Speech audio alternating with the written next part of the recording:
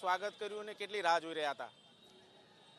આજે હાર્દિક પટેલની જેલ મુક્તિ થયા બાદ એમની જે રેલી અહીંયા પધારી છે અને મારો વરાછા રોડ વિસ્તાર છે એ મારો મત વિસ્તાર છે અને મારા વિસ્તારમાંથી આ રેલી જ્યારે પ્રસાર થવાની હોય ત્યારે મેં એક સૌરાષ્ટ્રના પાટીદાર આગેવાન તરીકે એના પ્રતિનિધિ તરીકે ધારાસભ્ય તરીકે એનું સ્વાગત કર્યું છે અને એને શુભેચ્છાઓ પાઠવી છે અને આ વિસ્તારમાં મારા વિસ્તારમાં જ્યારે આ રેલી નીકળી હોય ત્યારે મને સ્વાગત અને એમનું સ્વાગત કરતા ગૌરવની લાગણી હું અનુભવું છું.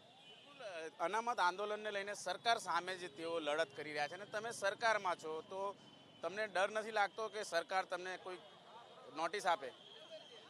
સરકાર મને કોઈ નોટિસ આપે એવું મને લાગતું નથી, કારણ કે ભારતીય જનતા પાર્ટી એ પણ સ્વીકાર્યું છે કે પોઝિટિવ થિંકિંગથી, પોઝિટિવ વિચારોથી હાર્દિક પટેલની જેલ મુક્તિ થઈ છે.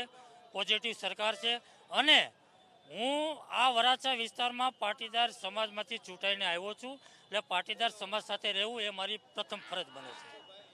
જે પ્રમાણે હાર્દિક પટેલને અભૂતપૂર્વ પ્રતિસાદ મળી રહ્યો છે, આગામી દિવસોમાં શું લાગી રહ્યો છે, શું પરિણામો આવી શકે છે ચૂંટણીમાં?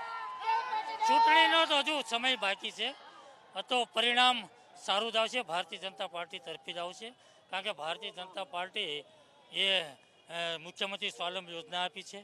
ભારતીય જનતા પાર્ટીએ 10% અનામત આપી છે. ભારતીય જનતા પાર્ટીએ આંદોલનને સહજ રીતે સ્વીકારી અને પાટીદાર સમાજને ફાયદો થાય એવા પ્રયત્નો જરૂર કર્યા છે.